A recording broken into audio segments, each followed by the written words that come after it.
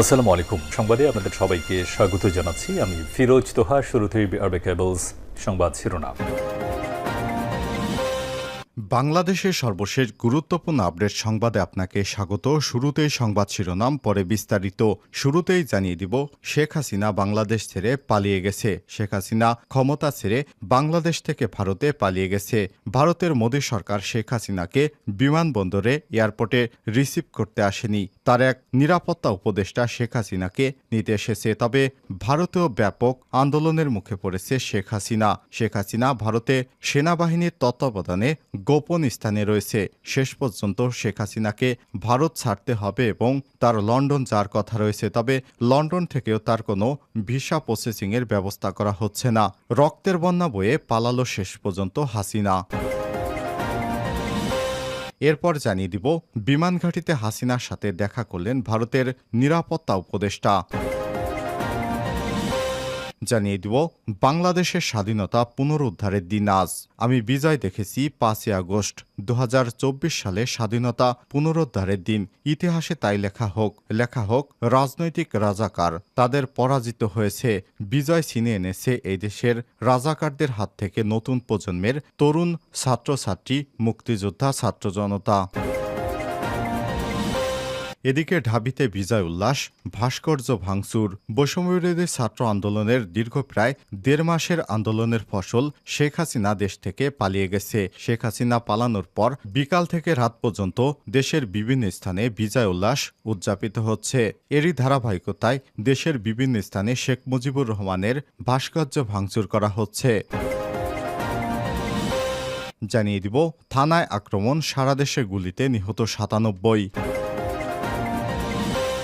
এবং সর্বশেষ জানিয়ে দিব, দ্রুতই সংসদ ভেঙে দেওয়া হবে বলেন রাষ্ট্রপতি শাহাবুদ্দিন।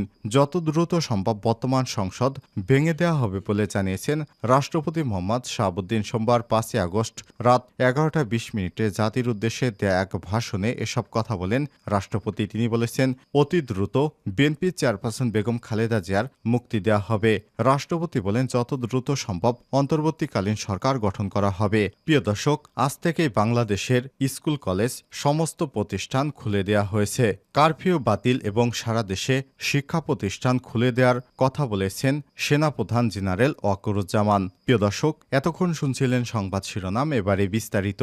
তবে তার আগে বন্ধুরা, কমেন্ট করে জানিয়ে দিন আপনি বিশ্বের কোন দেশ থেকে আমাদের সংবাদটি দেখছেন এবং শুনছেন। জানিয়ে দিন বাংলাদেশে আপনার এলাকার সর্বশেষ পরিস্থিতি। আর বন্ধুরা, এই ভিডিওটিতে একটি লাইক দিয়ে দিন। আর এই চ্যানেলে আপনি নতুন হয়ে থাকলে সংবাদটি দেখতে দেখতে চ্যানেলটি সাবস্ক্রাইব করে রাখুন, যাতে করে আমাদের পরবর্তী লেটেস্ট আপডেট সংবাদগুলো সবার আগে আপনার কাছে পৌঁছে যায়। এবারে বিস্তারিত।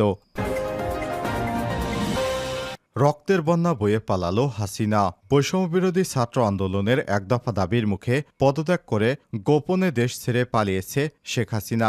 রাষ্ট্রপতির কাছে পদত্যাগপত্র জমা দিয়ে গতকাল বেলা 2:30টার দিকে বঙ্গভবন ছেড়ে একটি সামরিক হেলিকপ্টারে চড়ে শেখ হাসিনা দেশ ছাড়েন। তার সাথে তার ছোট বোন শেখ রেহানাও ছিলেন। হেলিকপ্টারটির ভেতরে ভারতের উদ্দেশ্যে ছেড়ে যায় বলে জানা গেছে। তবে শেখ হাসিনা শেষ গন্তব্য আসলে কোথায় তা এখনও নিশ্চিত হওয়া যায়নি। এর আগে অনেকেই বলছে শেখ হাসিনা নাকি ভারত থেকে তারপর লন্ডনে যাবে, কিন্তু শেষ পর্যন্ত জানা গিয়েছে লন্ডনেও তাকে আশ্রয় দিচ্ছে না। শেখ হাসিনা ভারতীয় সেনাবাহিনী তাকে গোপন একটি জায়গায় রেখেছে। সেখান থেকে তিনি কোন দেশে যাবেন বা তার শেষ ঠিকানা কোথায় হবে এ বিষয়ে এখনও কোনো সিদ্ধান্ত কেউ নিতে পারেনি। শেখ হাসিনাকে আসলে কেউ আশ্রয় দিতে চাইছে না। এর আগে শেখ হাসিনাকে সেনাবাহিনীর পক্ষ থেকে মাত্র 45 মিনিট সময় বেঁধে দেওয়া হয় তাকে দেশ ছাড়ার জন্য। শেখ হাসিনা দেশ থেকে সময় কারফিউ ভেঙে গণভবনের পাশে লাখ লাখ ছাত্র জনতা অপেক্ষা করছিল ভেতরে প্রবেশ করার জন্য। চূড়ান্ত খবর পাবার পর দলে দলে মানুষ গণভবনে ভেতরে প্রবেশ করে। একচ্ছত্র প্রভাবশালী এই নেত্রীর পলায়নের বিষয়ে অনেকেই বলছেন তিনি মূলত আওয়ামী লীগকেই ধ্বংস করে দিয়ে গেলেন। কেউ কেউ বলছে বাংলাদেশের ইতিহাসে এটা সবচেয়ে লজ্জাজনক বিদায়। স্বৈরাচার এরশাদও এমন লজ্জাজনকভাবে বিদায় নিতে হয়নি বলে মন্তব্য করেছেন অনেকেই। আওয়ামী লীগ সভাপতি শেখ হাসিনা টানা 4র্থ চতুর্থবারের মতো প্রধানমন্ত্রী হিসেবে শপথ নিয়েছিলেন এবছরের 11 জানুয়ারি। এর আগে 1996 সালে সপ্তম জাতীয় সংসদ নির্বাচনের মাধ্যমে তিনি প্রধানমন্ত্রী হিসেবে দায়িত্ব নেন। পরবর্তী 2008 সালে নির্বাচন থেকে তার ক্ষমতায় আসার প্রতিটি অধ্যায় ছিল প্রশ্নবিদ্ধ। একটি নির্বাচন ছিল না ভোটের, একটি ছিল রাতের ভোটের। সর্বশেষ এবারের নির্বাচন ছিল নিজ দলেরই ডামি প্রার্থী দিয়ে। তিনি বারবার চতুরতার সঙ্গে জনগণের সঙ্গে ছলচাতুরি করে প্রত্যেকবার নির্বাচন করে একটি অবৈধভাবে নির্বাচন করে সেনাবাহিনী বা পুলিশ বাহিনীকে অস্ত্রের মুখে জনগণকে ফেলিয়ে তারপর নির্বাচন করে শেখ হাসিনা বারবার বিজয় অর্জন করেছেন। এই বিজয়ে জনগণের কোনো সমর্থন ছিল না। শেখ হাসিনা দেশটাকে রক্তাক্ত করে শেষ পর্যন্ত ভারতে পালিয়ে গেলেন। শেখ হাসিনার অপকর্মের কথা বলতে গেলে সময় শেষ হয়ে যাবে, কিন্তু তার অপকর্ম শেষ হবে না। সেনা সমর্থিত তত্ত্বাবধায়ক সরকারের অধীনে 2008 সালে নবম জাতীয় সংসদ নির্বাচনের মাধ্যমে জয়ী হয়ে দ্বিতীয়বারের মতো ক্ষমতায় বসেন প্রধানমন্ত্রী শেখ হাসিনা। এরপর তিনি বাংলাদেশে মানুষের উপর এত চরম নির্যাতনের স্টিম রোলার চালান যে বাংলাদেশের প্রখ্যাত ইসলামী চিন্তাবিদ দেলোয়ার হোসেন সাঈদীকে লজ্জাজনকভাবে তাকে রাজাকার বানিয়ে তারপর জেল হাজতেই দীর্ঘ 14-15 বছর হাজত খেটে তার মৃত্যু হয়েছে। শেষ পর্যন্ত এই শেখ হাসিনা সরকারের এমনভাবে লজ্জাজনকভাবে পদত্যাগ করতে বাধ্য হলো এবং দেশ ছেড়ে চোরের মতো হেলিকপ্টার যোগে পার্শ্ববর্তী নরেন্দ্র মোদী হিন্দু দেশে পালিয়ে গেল। কিন্তু শেষ পর্যন্ত নরেন্দ্র মোদীও তার সঙ্গে দেখা করেনি। বিমানবন্দরে হাসিনাকে নিতে এসেছিল ভারতের নিরাপত্তা প্রধানের একজন। তারা শেখ হাসিনাকে সেনাবাহিনীর অধীনে কোন জায়গায় রেখেছে সেটি এখনও জানায়নি। শেষ পর্যন্ত আজ সে রাজনৈতিকভাবে লন্ডনে আশ্রয় চেয়েছিল, কিন্তু সেখানে সে পালাতে পারেনি।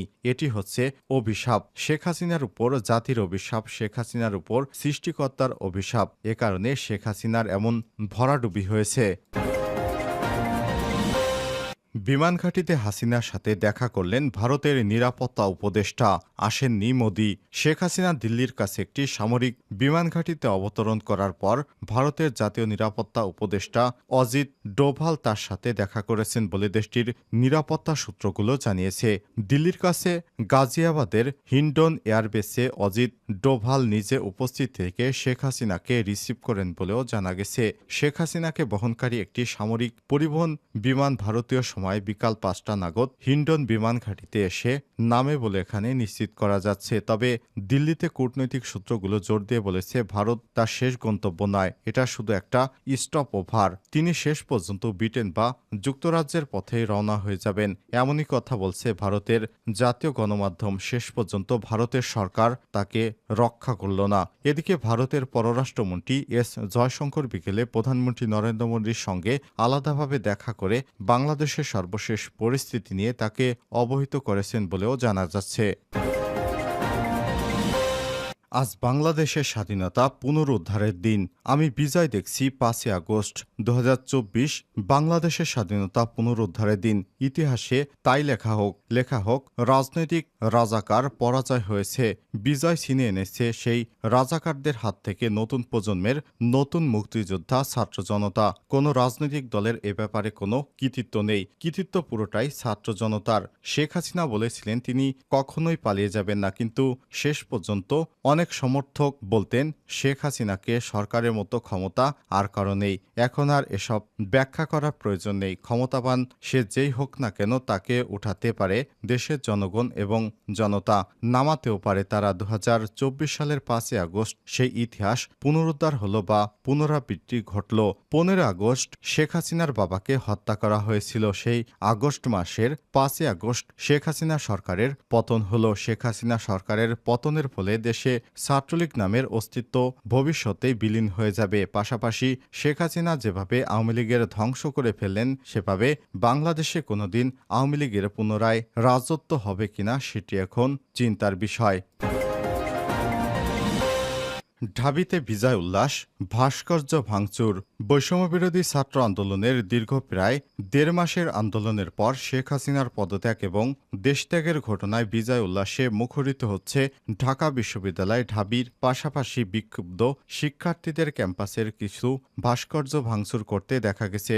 সোমবার 5ই আগস্ট শেখ হাসিনার পদত্যাগের আভাস পেয়ে বিজয় উচ্ছ্বাস শুরু করে বৈষম্যবিরোধী ছাত্র আন্দোলনের মার্চ টু ঢাকা কর্মসূচিতে আসা হাজারো আন্দোলনকারী প্রতিবেদন লেখা পর্যন্ত রাত 11:15 পর্যন্ত এই উচ্ছ্বাস চলতে থাকে। রাতে সরেজমিনে ঢাকা বিশ্ববিদ্যালয় ক্যাম্পাসে টিএসসি এবং বিসি চত্বরে গিয়ে দেখা যায় হাজার হাজার ছাত্র জনতা বিভিন্ন স্লোগান দিয়ে নেচে গিয়ে আতশবাজি ফুটিয়ে মানুষকে মিষ্টি খেয়ে দুপুর থেকে বিজয় উদযাপন করছেন। পাশাপাশি শেখ মুজিবুর রহমানের বিভিন্ন জায়গায় যে সব মূর্তিগুলো ছিল সেগুলো ভেঙে ফেলা হচ্ছে। সারা দেশে থানা আক্রমণ, সারা দেশে গুলিতে নিহত ৯৭ জন। ছাত্র জনতার অভ্যুত্থানে শেখ হাসিনার পদত্যাগ এবং দেশ ছাড়ার দিনেও সহিংসতায় সারা দেশে কমপক্ষে ৯৭ জন মানুষ প্রাণ হারিয়েছে। এর মধ্যে বিক্ষুব্ধ জনতা থানা আক্রমণ করতে গেলে প্রতিরোধের চেষ্টায় পুলিশ গুলি ছোড়ে। এতে রাজধানীর বিভিন্ন এলাকায় অন্তত ৪১ জন শাহাদাত বরণ করেন। এর মধ্যে বিক্ষুব্ধ জনতা উত্তরা পূর্ব থানা ঘেরাও করতে গেলে গুলিতে ১০ জন নিহত হওয়ার খবর পাওয়া গেছে। যাত্রাবাড়ি থানার হামলায় কয়েকজন পুলিশ সদস্য নিহত হয়েছে। তাদের মরদেহ ঢাকা মেডিকেল কলেজ হাসপাতালে নেওয়া হয়েছে।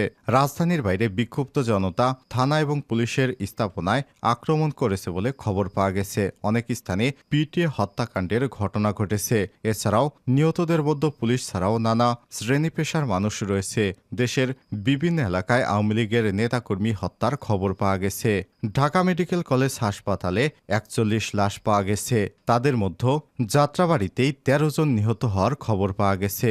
এছাড়াও সারা দেশে বিক্ষুব্ধ জনতার হাতে আওয়ামী লীগ, যুবলীগ, স্বেচ্ছাসেবক লীগ এবং ছাত্রলীগের নেতাদের মৃত্যুর খবর একের পর এক ভেসে আসছে। শেষ পর্যন্ত কতজনের মৃত্যু হয় সেটি এখনও ধারণার বাইরে।